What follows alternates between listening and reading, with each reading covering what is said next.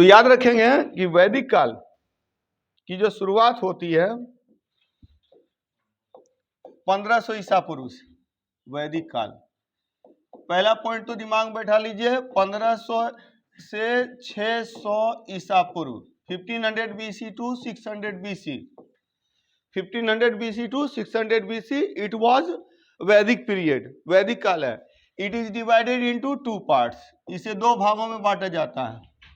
First one ऋग्वैदिक period, पहला है ऋग्वैदिक काल फ्रॉम 1500 BC टू 1000 BC, 1500 ईसा पूर्व से 1000 ईसा पूर्व। सेकेंड वन लेटर वैदिक, पोस्ट वैदिक पीरियड, उत्तर वैदिक काल, उत्तर वैदिक काल 1000 BC टू 600 BC, 1000 से 600 BC। क्लियर, सबके दिमाग में है। Actually we come to know about this period from Vedic literature, वैदिक साहित्य से हमें इस काल की जानकारी मिलती है। इन वैदिक लिटरेचर, वैदिक साहित्य में वेद हैं, उपवेद हैं, ब्राह्मण ग्रंथ हैं, उपनिषद हैं, अरण्य ग्रंथ हैं और उपनिषद हैं। These are the Vedic literature. In Vedic literature Vedas, Upavedas, Brahmanas, Aranyakas and Upanishads, these are the books in Vedic literature. We know about this period only from Rig Veda. So Rig Veda is the only source of information of this period. So this is called ऋग्वैदिक period. इस काल की जानकारी का एकमात्र स्रोत है ऋग्वेद, इसीलिए इसको ऋग्वैदिक काल कहते हैं। And remaining Vedic literature are the source of knowledge of this period. बाकी जो वैदिक साहित्य है इस काल की जानकारी का स्रोत है, इसीलिए इसे क्या कहा जाता है? उत्तर वैदिक काल, पोस्ट वैदिक काल। ठीक है, आर्यंस केम इन इंडिया, आर्य भारत आए, आर्यों ने एक संस्कृति की नींव रखी और उस संस्कृति की जानकारी। तो आर्य भारत आए, इस पर 2-3 सवाल हम लोगों ने किया था। आर्य भारत क्यों आए थे? तो आर्य मूलतः पशुपालक थे। Aryans were basically cattle keeping people, they came in search of grassland region, घास चारागाह भूमि की तलाश में भारत आए थे और तब उन्होंने एक संस्कृति की नींव रखी जिसे वैदिक काल कहते हैं। अब है क्या, यहाँ पर तो जब शुरू में आए थे आर्य जब आरंभ में आए तो वो कबीलों में आए। आर्य जब आरंभ में आए तो कबीलों में आए और एक कबीला, एक परिवार होता था जिसको कुल कहते थे। कई कुल मिला तो ग्राम बना, कई ग्राम मिला विश्व बना, कई विश्व मिला तो जन बना। सबसे बड़ी राजनीतिक इकाई ऋग्वैदिक काल में वैदिक काल। तो वैदिक काल में सबसे पहले तो ऋग्वैदिक, ये तो सबके दिमाग में है, ये हम लोगों ने कर लिया है। ऋग्वैदिक काल, उत्तर वैदिक काल। ऋग्वैदिक में कांस्य युगीन है, ये लौह युगीन है, नहीं किया था। तो सबसे पहले तो इसको आप लोग राइट डाउन कर लीजिए कि वैदिक काल के 2 पार्ट हैं, ऋग्वैदिक काल, उत्तर वैदिक काल। ऋग्वैदिक काल 1500 ईसा पूर्व से 1000 ईसा पूर्व तक है, उत्तर वैदिक काल 1000 से 600 ईस्वी तक। इस समय ये लोग कांसा का उपकरण यूज करते थे, तो ये कांस्य युगीन है। लोहे की खोज हुई है 1000 ईसा पूर्व में, तो यहां से लौह युग शुरू होता है, iron age, Vedic period. Okay, right on Vedic period, Vedic period. तो वैदिक पीरियड में Rigvedic period 1500 BC, Rigvedic period 1500 BC to 1000, फिर लेटर वैदिक पीरियड 1000 टू, ये है ब्रॉन्ज एज्ड, ब्रॉन्ज एज्ड कांस्य युगीन, ये है आयरन एज्ड लौह युगीन। It was in the Saptasaindhava region, Saptasaindhava region, Saptasaindhava क्षेत्र में थे। It was in the middle Ganga valley, middle Ganga valley. ये मैंने मैप में बताया था आप लोगों को। आर्य जब आए थे तो सबसे पहले सिंधु और उसकी आसपास की जो नदियां थी, 7 नदियां, उस क्षेत्र में बसे थे। दैट वाज कॉल्ड सप्त सैंधव रीजन, इसको सप्त सैंधव क्षेत्र कहते हैं। बाद में वो आगे बढ़े और मध्य गंगा घाटी में चले गए, मध्य गंगा घाटी में। क्लियर? इसकी जानकारी का स्रोत केवल ऋग्वेद है। Source of information only Rigveda. Here source of information other वैदिक लिटरेचर, अदर वैदिक लिटरेचर। क्लियर? लिख लिया? आगे बढ़ा जाए? ठीक है। अब है वैदिक साहित्य में क्या क्या है, ये तो बता दिया है बता दिया है ना। तो वैदिक साहित्य में क्या क्या, वेद, उपवेद, ब्राह्मण ग्रंथ, आरण्यक ग्रंथ, उपनिषद ग्रंथ। वेद में 4 हैं, ऋग्वेद, सामवेद, यजुर्वेद, अथर्ववेद। चारों वेद का 4 उपवेद है। ऋग्वेद का है आयुर्वेद, सामवेद का है गंधर्व वेद, यजुर्वेद का है धनुर्वेद, अथर्ववेद का है शिल्पवेद।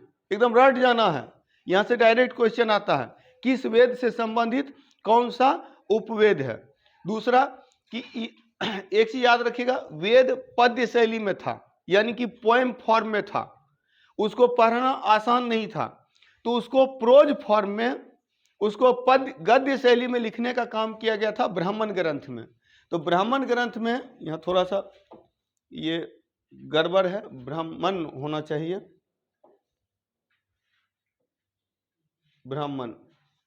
ब्राह्मण ग्रंथ। फिर उसके बाद अरण्यक ग्रंथ, जब जंगल में जाकर वेदों को पढ़ा गया तो अरण्यक ग्रंथ की रचना हुई। पहली बार आत्मा परमात्मा संबंधी चिंतन यही मिलता है, इसीलिए दर्शन शास्त्र पर पहली पुस्तक बोला जाता है अरण्यक ग्रंथ को। और वेदों की दार्शनिक व्याख्या जो की गई थी, फिलोसफिकल एक्सप्लेनेशन जो किया गया था वेदाज का, वो उपनिषद ग्रंथ में किया गया था। तो उपनिषद चूंकि वेदों के अंत में लिखा गया, इसीलिए उपनिषद ग्रंथ को वेदांत भी कहते हैं। उपनिषदाज और आर ऑल्सो कॉल्ड वेदांता। तो दीज आर वैदिक लिटरेचर। एक क्वेश्चन, सिंपल क्वेश्चन बनता है, which one of the following is not counted in Vedic literature. वैदिक साहित्य में निम्नलिखित में से कौन नहीं आता है, नहीं शामिल है, not included in Vedic literature. तो उसमें से इन 5 में से कोई एक छठा, जैसे स्मृति बुक रहेगा, Smriti are not the Vedic literature, that is after Vedic literature. Smriti are the Hindu law book, हिंदू कानून ग्रंथ को स्मृति साहित्य कहते हैं। धर्मशास्त्र, स्मृति साहित्य, ये सब क्या है, वैदिक साहित्य नहीं। वैदिक साहित्य में ये 5 ही हैं। Only 5 are included in Vedic literature, Vedas, Upavedas, Brahmanas, Aranyakas and Upanishads. These 5 are counted in Vedic literature. एकदम दिमाग में बैठा लेना है। और there are 4 Vedas, these are the basic books, मौलिक ग्रंथ हैं वेद, ऋग्वेद, सामवेद, यजुर्वेद, अथर्ववेद। एंड इसी का क्या है कि वेद का ही उपवेद है, 4 उपवेद है। एक तरह से ये उपवेद क्या करता है, ऋग्वेद को ही, ऋग्वेद से ही संबंधित है। जैसे कि कहने का अर्थ है कि ये एक प्रकार का परिशिष्ट टाइप का, इंडेक्स टाइप का है, मतलब कि उसको ही फुलफिल करता है, मतलब वेद को ही। जैसे ऋग्वेद है, ऋग्वेद का पाठ करने से बोला जाता था क्या कि देवता प्रसन्न होते थे और भौतिक सुख समृद्धि मिलती थी।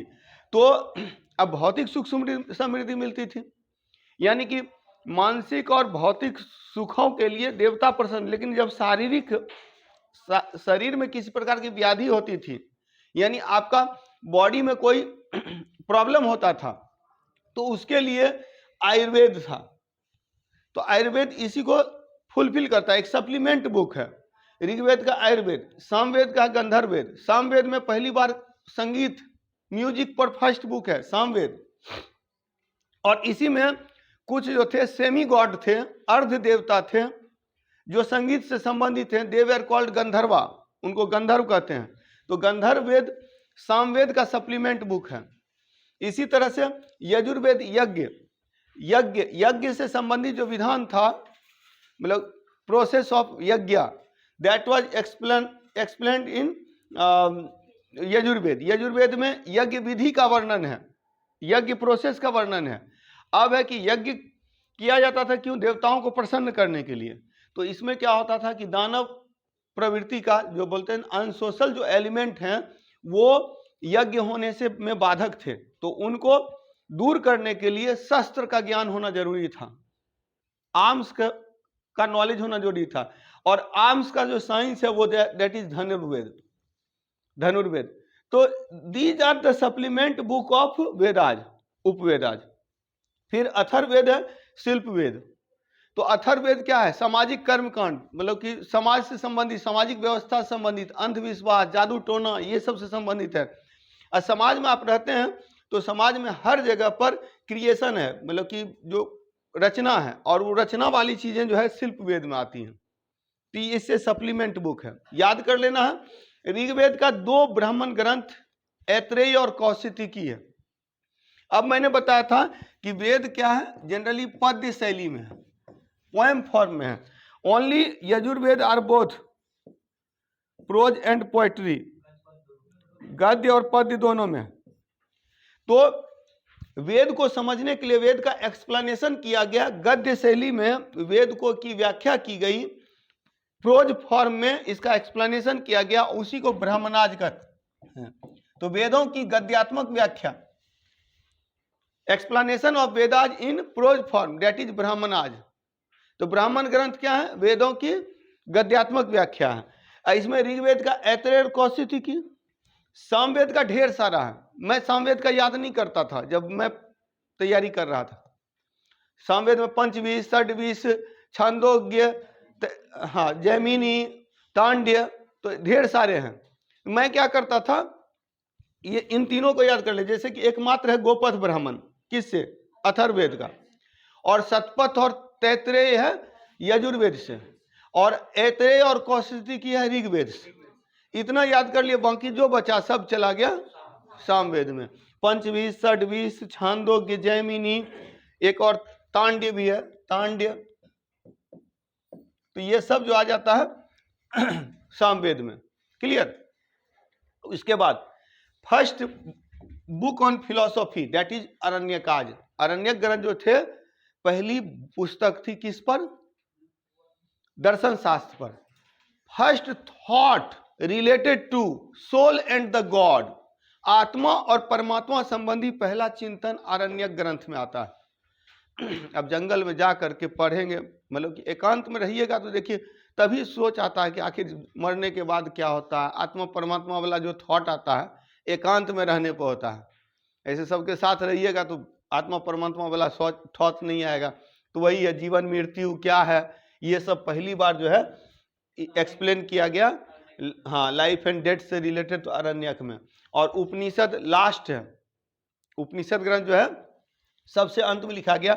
ये complete philosophical explanation of Vedas.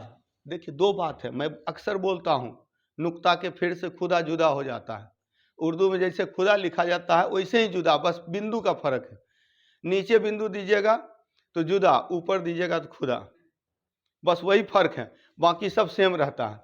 तो वही है कि अगर पूछता है दर्शन शास्त्र से संबंधित पहली पुस्तक अरण्यक, और वेदों की दार्शनिक व्याख्या पहली बार उपनिषद। क्लियर? वेदों की दार्शनिक व्याख्या, तो ये ध्यान में रखना है। इसके बाद आगे करते हैं हम लोग।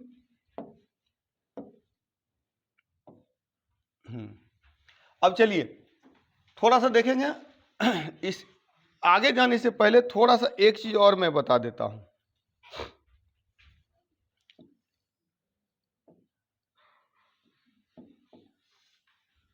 आर्य भारत आए, ठीक है,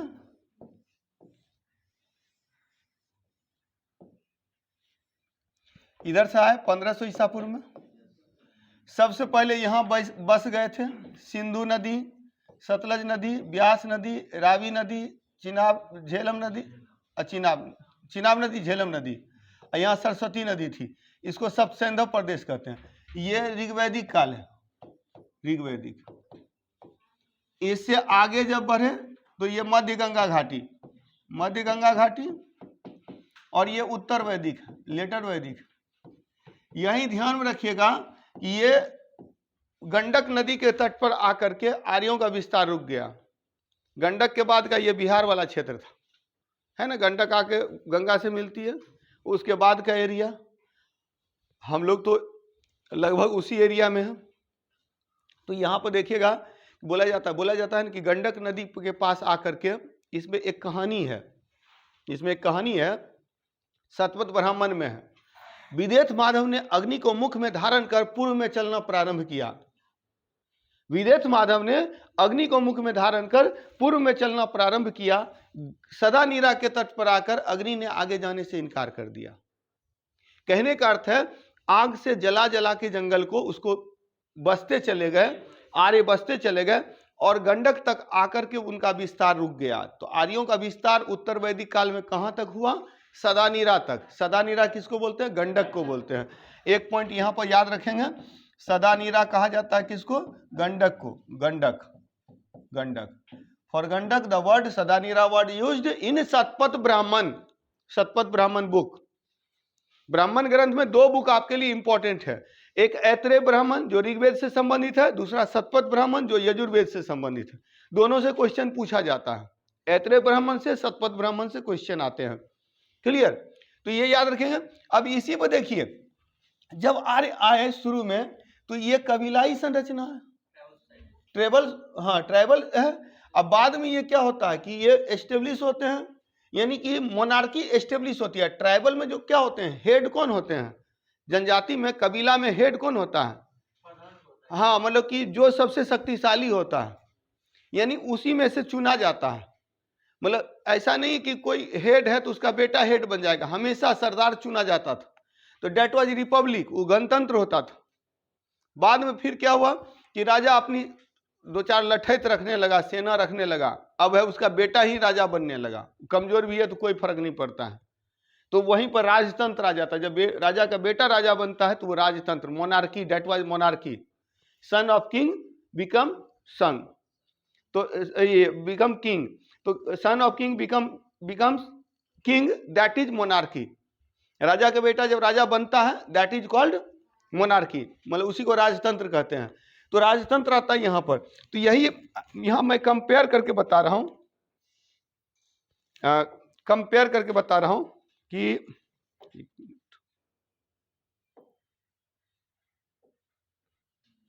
कहां थे।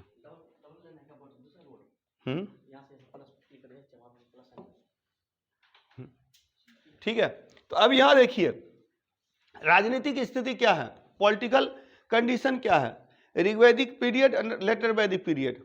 आर्य आए तो कबीला में आए, तो ये कबीलाई समाज है। तो राजनीतिक स्थिति में क्या है? कबीलाई। कबीलाई डेट मीन्स कि इसमें क्या है, हेड ऑफ कबीला क्या होता है? कैबिलियन भी बोल सकते हैं, कबीलाई समाज, हाँ ट्राइबल सोसाइटी। चलिए, तो यहां पर याद रखेंगे ऋग्वैदिक पीरियड में ट्राइबल, और ट्राइबल है। यहां पर एक प्रकार की भेंट है, बलि, बलि भेंट, गिफ्ट है। Bali is a one type of gift, bali is one type of gift. और यहां इंस्टीट्यूशन, इसको पहले लिख लीजिए फिर इसको मैं समझा देता हूं। लिख लीजिए, राजनीतिक स्थिति, पॉलिटिकल कंडीशन, पॉलिटिकल कंडीशन, राजनीतिक स्थिति, political condition, Rigvedic period, later Vedic period या पोस्ट वैदिक पीरियड, कबीलियन या tribal society, bali one type of gift, here establishment of monarchy, monarchy, establishment of monarchy. अब bali became one type of tax, bali tax. और institutions लिख दीजिएगा कि यहां कौन कौन इंस्टीट्यूशन है, यहां कौन कौन इंस्टीट्यूशन है। Here विदथ, Samiti and Sabha, these are the institutions. Institutions है विदथ, इंग्लिश में वही विदथ होगा, समिति होगा, सभा होगा। क्लियर? हियर सभा बिकेम इंपॉर्टेंट, विदथ एंडेड, विदथ समाप्त हो गया। लिख लीजिए, फिर इसको एक्सप्लेन करता हूं। देयर वेर 9 रत्निन, 9 रत्निन है, 9 ratnin. Here 12 ratnin. Here Jana was the largest, जो सबसे बड़ी इकाई थी, largest unit, political unit, that was Jana. Here Janapada is the largest unit, Janapada largest unit. Clear? देखिए कंपेयर करके जनरली बुक्स में क्या रहता है ना कि ऋग्वेद वैदिक काल एक साथ रहता है, उत्तर वैदिक एक साथ। मैंने क्या किया, कंपेयर कर दिया। दिमाग में तो बैठा हुआ पहले आर्य आए तो ऋग्वैदिक काल है, फिर आगे बढ़े तो क्या हो, उत्तर वैदिक काल है। तो यही जब आए तो ये कबीला में आए, तो कबीलाई समाज था, कबीलाई समाज था। अब क्या होता है, इसमें सरदार हेड होता है। हेड क्या काम था, समाज की रक्षा करना। Work of head is to protect society, समाज की रक्षा करना, पहली बात। दूसरी बात क्या था, दूसरी बात था कि समाज की रक्षा करना, पहली बात। दूसरी बात था कि युद्ध में नेतृत्व करना, लीडरशिप इन वॉर, युद्ध में नेतृत्व करना था। दो काम है राजा का।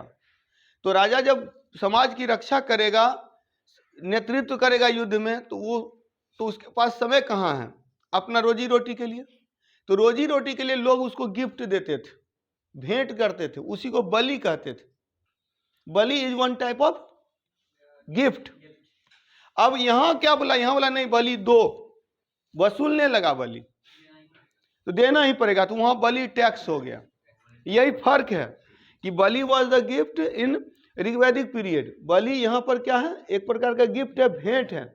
और यहां बलि वॉज कलेक्टेड, तो बलि वसूली किया जाने लगा, तो डेट बिकेम अ टैक्स, तो एक प्रकार का कर हो गया। समझ में आ रहा है? अब यहां पर क्या है, to help king, to help the leader, सरदार की मदद करने के लिए यहां पर कुछ इंस्टीट्यूशन होते थे। There were some institution. Vidatha that means the like today's gram sabha, आज का जो ग्राम सभा होता है ना, वैसे विदथ होता था। समझ रहे ग्राम मतलब all the adult person are the member of Vidatha. जितना भी वयस्क पुरुष होता था वो विदथ का सदस्य होता था। जैसे आज ग्राम सभा में होता है, जो भी वयस्क हो गया वो ग्राम सभा का मेंबर बन जाता था। वैसे ही समिति होता था। अब सामान्य लोग होते थे, अब कुछ होते थे विशिष्ट लोग। तो जो विशिष्ट लोग होते थे, जैसे मान ले रहे हैं, जैसे कि इसको समझिए, जैसे विधानसभा और विधान परिषद समझिए। विधान परिषद का मेंबर हर कोई नहीं हो सकता। विधान परिषद का मेंबर या तो ग्रेजुएट से चुने जाते हैं, या तो चुने जाते हैं, अगर पॉलिटी पढ़े होंगे तो पता होगा, जो एक एमएलए होता है, एक एमएलसी होता है। तो एमएलए को समझिए समिति टाइप का, और एमएलसी को समझिए सभा टाइप का।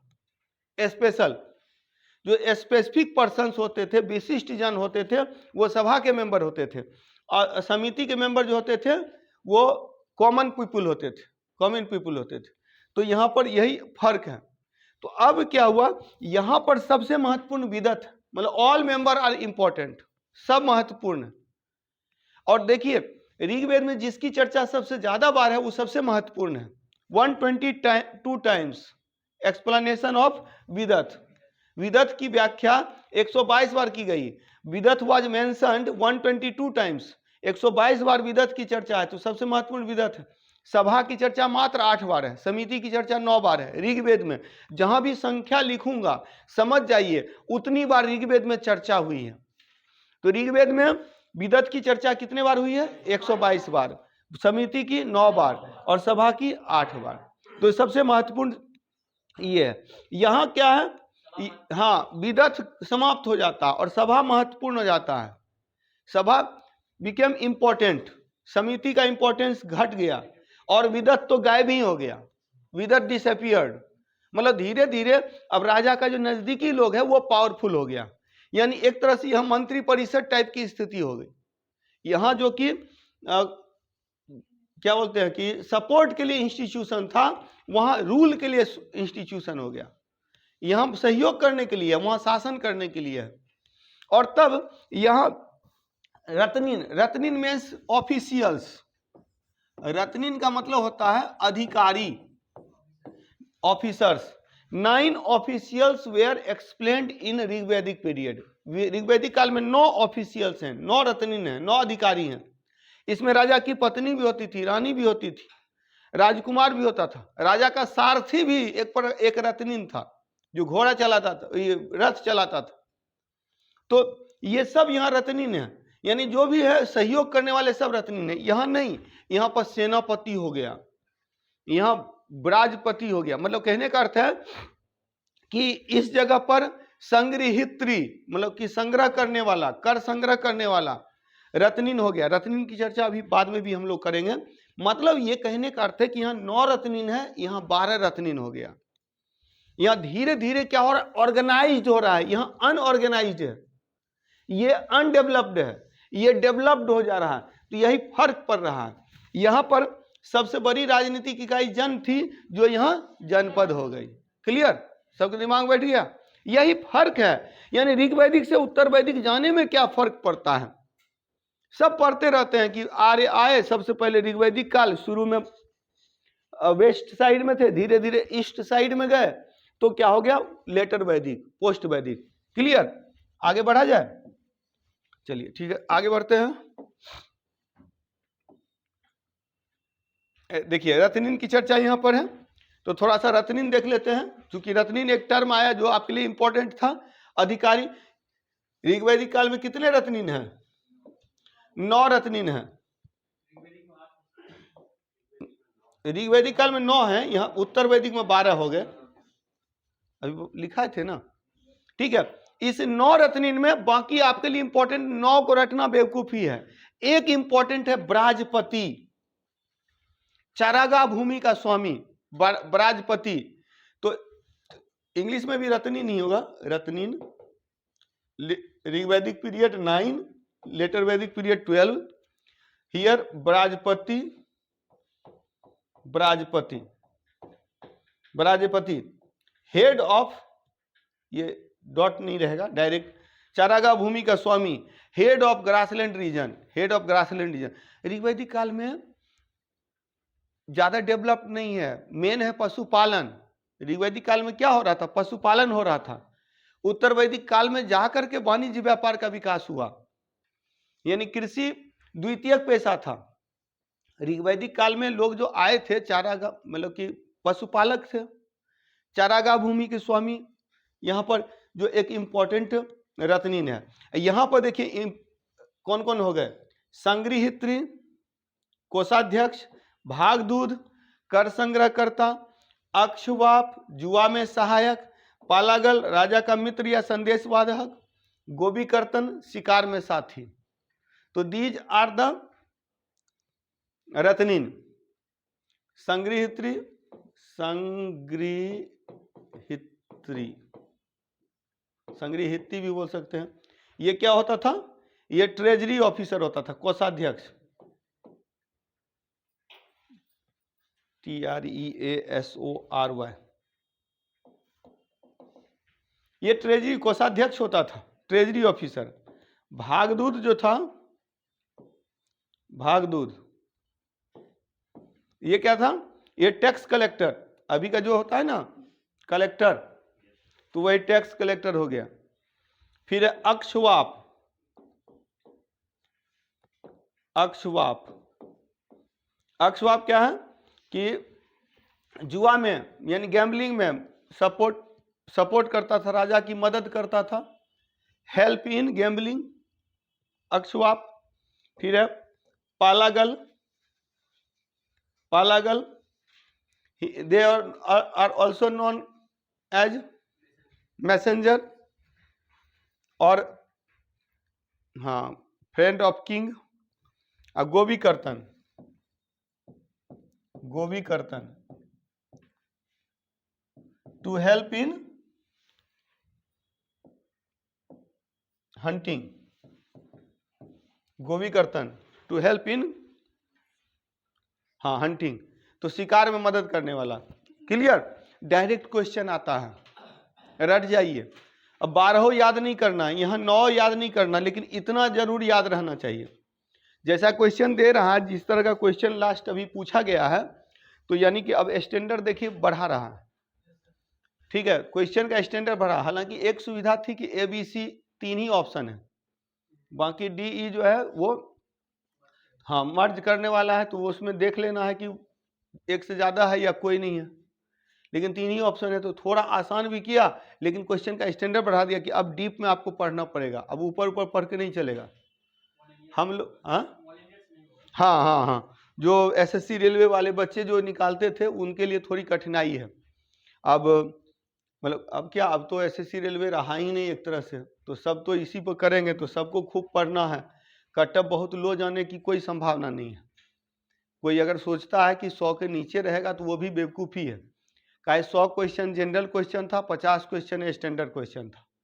क्वेश्चन का जो है सो इस तरह से दो तरह से किया गया, तो थोड़ा सा उसी के अनुसार अब आपकी तैयारी भी होनी चाहिए, ठीक है। तो जितना मैं करवा रहा हूँ, पहले लगता था कि मैं थोड़ा ज़्यादा करवा दे रहा हूँ, लेकिन अब है कि लग रहा है कि नहीं, सही जितना चाहिए उतना मैं करवा रहा हूँ, तो इसीलिए इसको याद कर लीजिए। 9 रत्निन है ऋग्वैदिक काल में, ये समझ गए ना, ऋग्वैदिक काल में 9। ये क्या है ना कि यहाँ पर अधिकारी उतना महत्वपूर्ण नहीं है, जो भी राजा के सहयोगी हैं, अड़ोस पड़ोस वाले, मतलब कहने का वो सब इसके मेंबर हैं, वो रत्निन अधिकारी हैं। लेकिन यहाँ क्या किया गया, यहाँ जो है एक तरह से डिमार्केशन किया गया। यहाँ एक तरह से देखा जाए तो राजा के ऑफिशियल्स को क्लियर कट एक्सप्लेन किया गया, तो यहाँ पर आ गया लेटर वैदिक पीरियड में, क्लियर। तो ये हो गया आपका। अब देखिए, मुझे एकदम याद है तो आप लोग को भी याद रहना। संग्रहित्री कौन था? कोषाध्यक्ष। भागदूत कौन था? कर संग्रह करता। गोवी कर्तन कौन था? तो शिकार में सहयोगी। पालागल कौन था? तो हाँ संदेशवाहक, मैसेंजर। और उसके बाद अक्षबाप था, जुआ में सहयोगी, क्लियर। तो जैसे मुझे याद है वैसे ब्राजपति कौन था? चारागाह भूमि का स्वामी। तो मुझे याद है तो आपको भी याद रहना चाहिए, इतना जो है ये कॉमन है। चलिए आगे करते हैं हम लोग। आर्थिक स्थिति पाइए, आर्थिक स्थिति। आर्थिक स्थिति ऋग्वैदिक उत्तर वैदिक। Economic condition, economic condition. English में कहीं दिक्कत हो पूछ लीजिएगा, ठीक है। ऋग्वैदिक एंड लेटर वैदिक, पोस्ट वैदिक।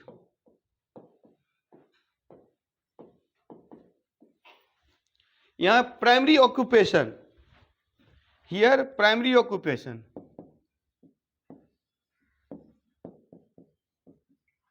क्या है प्राइमरी ऑक्यूपेशन? एनिमल हस्बेंड्री, पशुपालन, animal husbandry.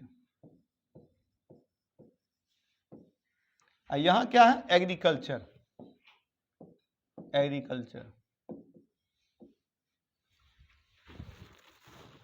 But explanation of agriculture is in Rigveda.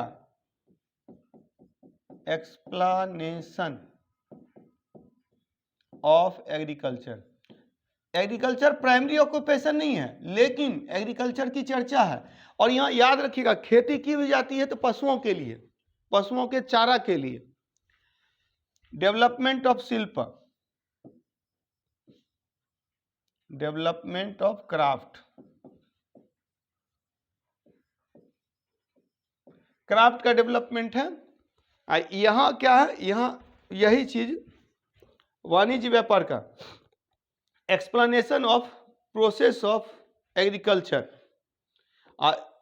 व्यापार वाणिज्य का विकास, development of trade and commerce. यहां क्या है? एक तो हो गया explanation of agriculture process, agriculture process. क्या मतलब है? मतलब देखिए, जैसे यहां केवल खेती की चर्चा है, खेती की क्रियाओं की चर्चा नहीं है। खेती की क्रियाएं क्या थी? कृषि की क्रियाएं क्या क्या थी? जैसे बुआई, जुताई, बुआई, कटाई और मड़ाई, ये 4 प्रोसेस होता है। मतलब कि एक हो गया सबसे पहले प्लोइंग, फिर हो गया क्या? सोइंग, प्लोइंग, सोइंग, फिर हार्वेस्टिंग और उसके बाद थ्रेसिंग। मतलब कि ये 4 प्रोसेस जो होता है ना, that was explained in Shatapatha Brahmana. Shatapatha Brahmana, in Shatapatha Brahmana 4 process of agriculture was explained. कृषि की 4 क्रियाओं का उल्लेख शतपथ ब्राह्मण में किया गया है। शतपथ ब्राह्मण में किया गया है।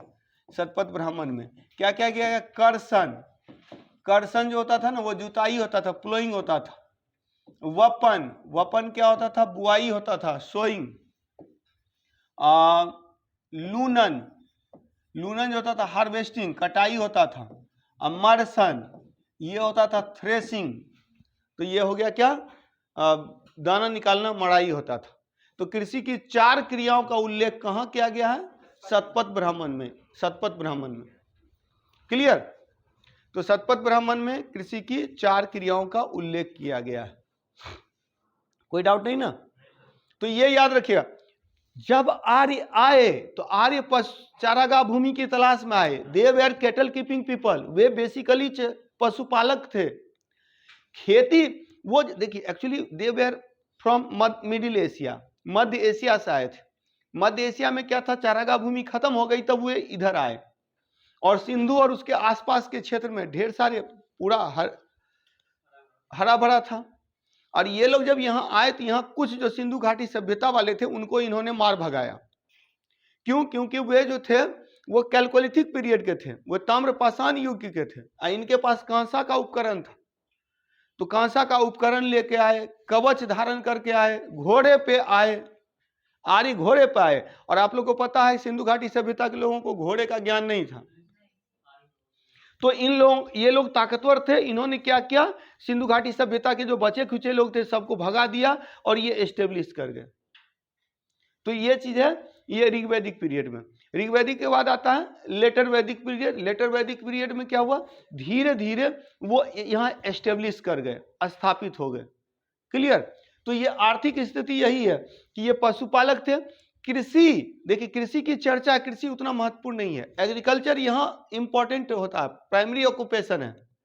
हालांकि पशुपालन भी होता रहा, एनिमल हस्बेंड्री ये कंटिन्यू करता है, लेकिन यहाँ पर प्राइमरी ऑक्यूपेशन क्या हो गया? एग्रीकल्चर, हाँ कृषि। दूसरी बात यहाँ क्या है? यहाँ केवल हैंडीक्राफ्ट का डेवलपमेंट है, क्राफ्ट का डेवलपमेंट है। यहाँ क्या होता है? ट्रेड एंड कॉमर्स आ जाता है, ट्रेड एंड कॉमर्स की चर्चा है। तो ये आपका है इकोनॉमिक कंडीशन। क्लियर हो गया? इसके बाद हम लोग आगे बढ़े। यहाँ कोई डाउट नहीं ना? यहाँ केवल कृषि की चर्चा है ऋग्वेद में, और कृषि की क्रियाओं का उल्लेख कहाँ है? शतपथ ब्राह्मण में। ये भी रट जाइएगा, शतपथ ब्राह्मण में कृषि की 4 क्रियाओं का उल्लेख है। कर्षण, वपन, लूनन, मर्सन। इंग्लिश में वही हुआ KARSHAN, कर्षण, WABAN, वपन, ठीक है, PAN, वपन।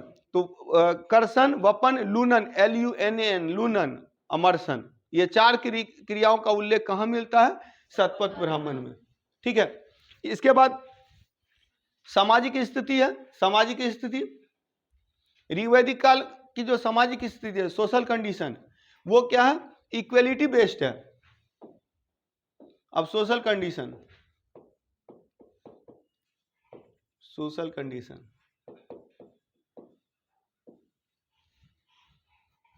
सोशल कंडीशन है,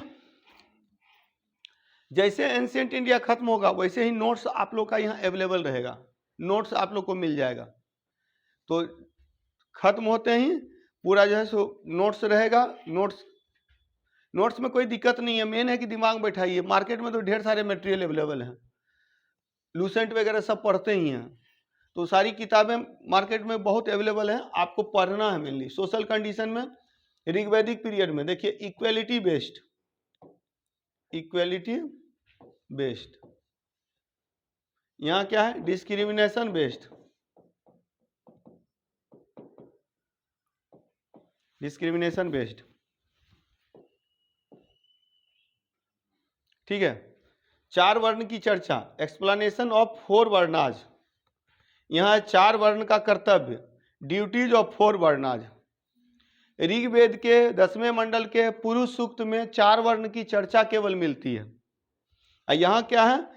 इन ऐत्रेय ब्राह्मण, एक्सप्लेनेशन ऑफ ड्यूटीज ऑफ 4 वर्णा, 4 वर्ण।